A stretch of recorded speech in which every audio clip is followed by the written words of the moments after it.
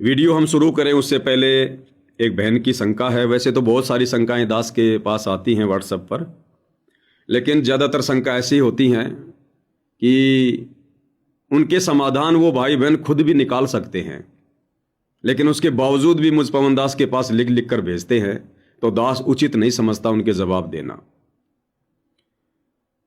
सतसाई भाई जी, मैं सुधा दासी मेरठ से, मैंने सतनाम ले रखा है। मेरे से पहले बहुत मर्यादा खंड हुई है। अब मुझे नियम का पता चला है, सतनाम के 34 नियम हैं। अब मैं क्या करूं भाई जी, सुमरण करूं या ना करूं सतनाम का? सतनाम लेने के बाद घर में परेशानी और बीमारी भी बहुत रहती है।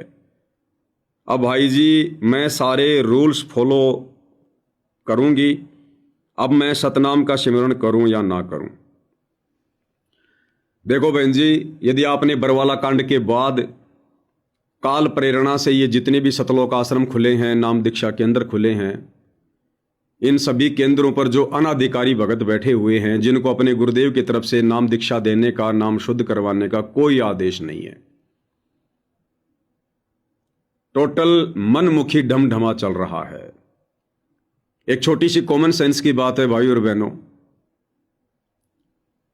सतगुरु रामपाल जी परमेश्वर जी ने अपने विषय में बताया, अपने आप को छुपाकर एक भगत की भूमिका में, कि मुझे मेरे गुरुदेव ने, आदरणीय राम देवानंद जी ने सर्व संगत के सामने खड़ा करके कहा कि आज के बाद नाम दीक्षा ये रामपाल दिया करेगा। जो इसको अपना गुरु नहीं बनाएगा वो मेरा कुछ नहीं लगता। दादा गुरुदेव ने सारी संगत के सामने ये ऐलान किया था। इसको कहते हैं सतगुरुदेव जी के द्वारा अधिकारी नियुक्त करना, नाम दीक्षा देने का आदेश देना, इसे कहते हैं। और गुरु यदि किसी को अधिकारी नियुक्त करेगा तो 50 को नहीं करेगा, 25 को नहीं करेगा, केवल एक आत्मा को अधिकारी नियुक्त करता है। आज 500 से ज्यादा नाम दीक्षा केंद्र खुले हुए हैं। उन 500 नाम दीक्षा केंद्रों पर लगभग 2000 के आसपास सेवादार हैं। 2 दिन किसी की ड्यूटी लगती है, 2 दिन किसी की ड्यूटी लगती है। अब बताओ भाई और बहनों, सतगुरु रामपाल जी परमेश्वर जी ने किसको अधिकारी नियुक्त किया है डीवीडी से नाम दीक्षा दिलवाने के लिए? क्या 2000 को किया है? और जिनको डीवीडी से दीक्षा दिलवाने के लिए नियुक्त किया है तो किस तरह से किया है? क्या वो सेवादार हिसार जेल में गए हैं? सतगुरु रामपाल जी से प्रत्यक्ष आमने सामने होकर मिले हैं? क्या गुरुदेव भगवान ने उनको आदेशित किया है कि बेटा तू फला फला शहर के नाम दीक्षा केंद्र पर नाम दीक्षा देने के लिए नियुक्त है, मेरी तरफ से अधिकारी है? टोटल अनाधिकारियों की मंडली, छोटे छोटे बच्चे 10-10 साल के, 15-15 साल के, उन सेवादारों के बच्चे जिनके घरों पर वो नाम दीक्षा केंद्र हैं, जिनको ढंग से फ्रेश होके हाथ धोने का पता नहीं है, और वो लोगों के सतनाम की परीक्षा ले रहे हैं, लोगों के प्रथम नाम की परीक्षा ले रहे हैं। तुम्हारे नाम चलेंगे कहां से? पहली बात तो जितने भी नाम दीक्षा केंद्र हैं ये सतगुरु रामपाल जी के कलयुगी परिवार के अधीन चल रहे हैं। अब वो कलयुगी परिवार खुद ही मर्यादा में नहीं है, खुद ही नियम फॉलो नहीं कर रहा, राजनेताओं के पीछे हंडता फिरता है, आन उपासना में सहयोग करके, आन उपासना करके अपनी मर्यादा तोड़ के बैठा है। कभी छोटू राम धाम में चला जाता है, वहां पर 11-11 लाख रुपए दे देता है। छोटू राम धाम जो कभी भारत के जो है वो गृह मंत्री रहे हैं, जो किसानों के मसीहा कहे जाते हैं, छोटू राम जी, उनके धाम में जाकर कई लाखों में चंदा देता है सतलोक आश्रम वो धाम बनवाने के लिए। तो मर्यादा रह कहां गई?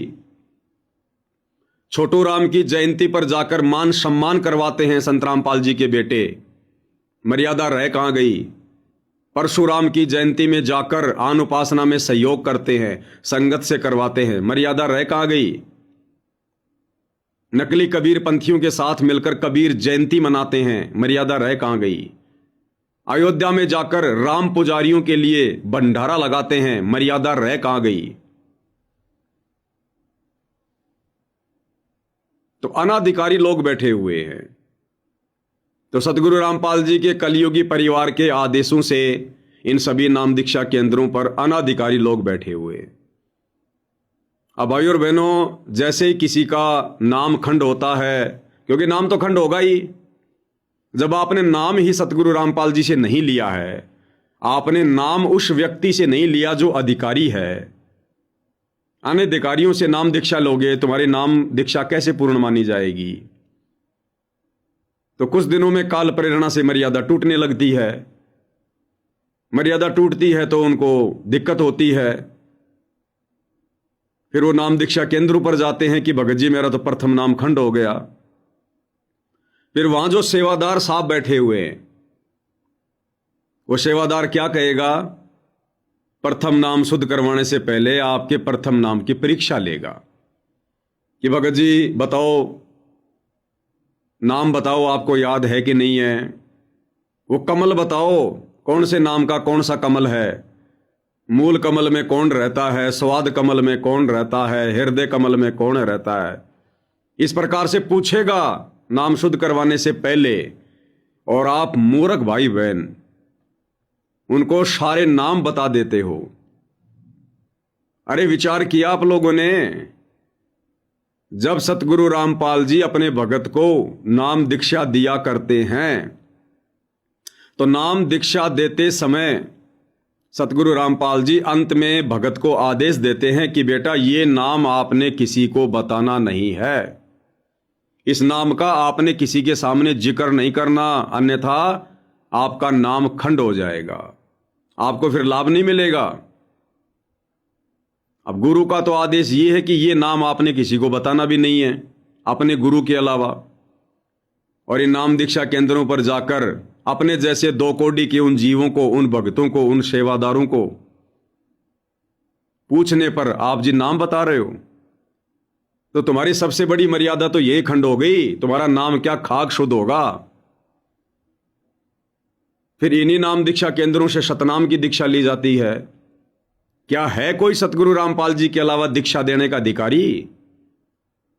कोई माई का लाल खड़ा होकर संगत में यह कह सकता है कि मेरे को सतगुरु रामपाल जी ने डीवीडी से दीक्षा दिलवाने की सेवा दे रखी है, मेरे को सतगुरु रामपाल जी ने अधिकारी नियुक्त कर रखा है कोई माई का लाल? क्या सतगुरु रामपाल जी का भाई, उनके दोनों बेटे, उनकी दोनों बेटियां, उनकी पत्नी, उनके परिवार का कोई भी सदस्य क्या सीना ठोकर वीडियो बनाकर यह कह सकता है कि मेरे को संत रामपाल जी ने डीवीडी से दीक्षा दिलवाने के लिए अधिकारी नियुक्त कर रखा है? और यदि नियुक्त कर रखा है तो फिर वो लोग क्यों नहीं दे रहे? ना सतगुरु रामपाल जी का भाई दीक्षा दिलवा रहा, ना उनके बेटे दिलवा रहे, ना उनकी बेटियां दिलवा रही। इन्होंने और अपने एजेंट खड़े कर दिए हजारों की संख्या में। तो टोटल भाई और बहनों धार्मिक धंधा चल रहा, टोटल धार्मिक धंधा। फिर आपका शतनाम भी खंड होगा, क्योंकि मर्यादा में तो रह ही नहीं सकते, गुरु का आशीर्वाद होता ही नहीं है।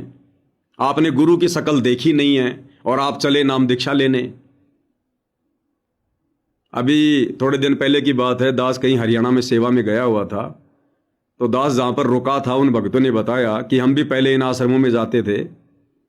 तो एक समय गुरुजी से वीडियो कॉल पर कुछ भक्तों की बात हो रही थी, तो एक बहन अपनी 10-11 वर्ष की बेटी को लेकर गुरुजी से बात कर रही थी, और वो बहन वीडियो कॉल पर अपनी बेटी को गोद में लेकर गुरुजी से कह रही थी कि गुरुजी आज आपकी इस आत्मा ने नाम दीक्षा ले ली है, गुरुजी आज आपकी इस आत्मा ने दीक्षा ली है। अब बताओ भाई और बहनों, ये बताने की बात है। अरे गुरु से दीक्षा ली होगी ना, फिर गुरु को ही बता रही है कि गुरुजी इस आत्मा ने आज आपसे दीक्षा ली है। फिर आपने दीक्षा किससे ली? अपने गुरु को तो आप दीक्षा लेने के बाद बता रहे हो। फिर जिस समय आपने डीवीडी से दीक्षा ली थी वो किसने दी थी? आपके गुरु को नहीं पता इस बात का? तो भाई और बहनों टोटल मजाक चल रहा है, टोटल मजाक है। फिर वो शतनाम शुद्ध करवाने के लिए जाएंगे, फिर वो सेवादार पूछेगा अनाधिकारी, हाँ भाई प्रथम मंत्र सुना, हाँ भाई सतनाम सुना, उसको प्रथम नाम भी सुनाओगे, सतनाम भी सुनाओगे। तुम्हारी सबसे बड़ी मर्यादा तो यहीं टूट गई। क्या खाक शुद्ध करवाया तुमने नाम को? तो टोटल ये वर्तमान में काल प्रेरणा से पूरा ढमढमा चल रहा है। तो बहन ने जो सवाल किया है कि मुझे सतनाम मिला हुआ है लेकिन जब मैंने सतनाम लिया तो मुझे सतनाम के 34 नियम नहीं बताए गए और मैंने बहुत सारी मर्यादा खंड की। अब मैं क्या करूं, सतनाम का जाप करूं या ना करूं? तो देखो दास तो यही प्रार्थना करेगा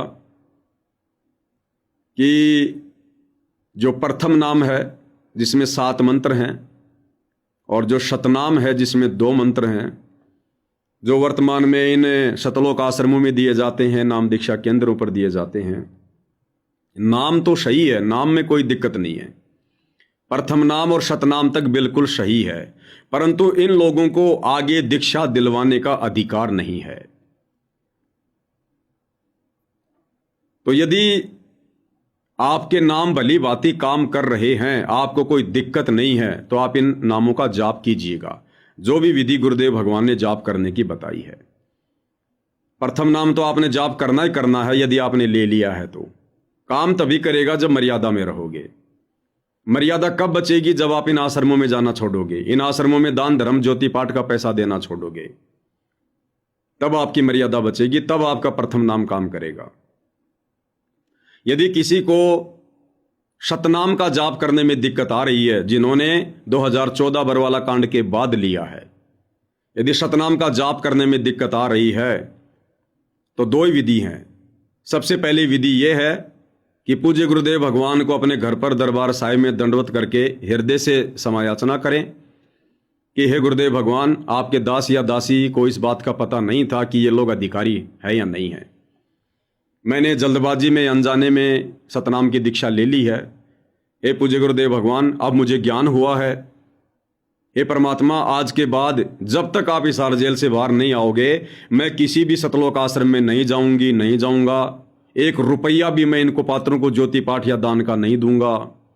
मुझे ज्योति पाठ अगर करवाना होगा, अपने घर पर दरबार साहिब में आपके समक्ष घुटने टेक कर ज्योति या पाठ का संकल्प कर लूंगा और पैसे आपके आने के बाद आपके कर कमल में दूंगा। तो परमात्मा जी से माफी मांगिएगा हृदय से, और उसके बाद आप सतनाम का जाप शुरू कीजिए, जो विधि आपको दीक्षा देते समय बताई गई है। यदि उसके बाद आपको सतनाम का जाप करने में कोई दिक्कत नहीं होती है तो जाप करते रहिए। यदि गुरुदेव से माफी मांगने के बाद भी सतनाम के जाप में दिक्कत आती है तो मत कीजिए, फिर छोड़ दीजिए सतनाम। केवल प्रथम नाम तब का जाप कीजिए, मानसिक या मौखिक। प्रथम नाम को 2 तरह से जाप किया जाता है, एक बोलकर और दूसरा मन ही मन में, यानी मानसिक रूप से। तो यदि किसी को सतनाम का जाप करने में दिक्कत आ रही है तो छोड़ दो, यानी अभी आप जी योग्य नहीं है सतनाम के, परमात्मा की रजा नहीं है, मालिक नहीं चाहते, तो छोड़ दो आप सतनाम को। और जिसके सतनाम के जाप में दिक्कत नहीं आ रही है तो वो फिर सतनाम का भी जाप करो, जो विधि गुरुदेव ने हमें बताई है, समझाई है। अन्यथा प्रथम नाम का तो जाप करना ही करना है, और उसके बाद कभी मुड़कर भी इन आश्रमों की तरफ मत देखना जब तक गुरुदेव बाहर ना आ जाए। और साथ संगति से जुड़कर मर्यादाओं में रहकर भक्ति मार्ग पर आगे बढ़ते रहें। तो ये स्थिति बहन के साथ, बहन परमात्मा से माफी मांग लो, समय याचना कर लो, उसके बाद सतनाम का जाप करो। अगर जाप करने में दिक्कत नहीं आ रही है तो करते रहो, दिक्कत आ रही है तो छोड़ दो। बहन जी, आप कह रही हो कि सतनाम लेने के बाद मेरे घर में दिक्कत होने लग गई, परेशानियां होने लग गई, बीमारियां बढ़ गई, तो बहन जी अगर अनधिकारी से दीक्षा लोगे तो बीमारियां बढ़ेंगी, परेशानियां ही होंगी। तो यदि उसके बाद भी दिक्कत आती है तो छोड़ दो, अन्यथा सतनाम का जाप आप करती रहो। और दिक्कत आ रही है तो छोड़ दीजिए, प्रथम नाम का जाप आप करते रहिएगा।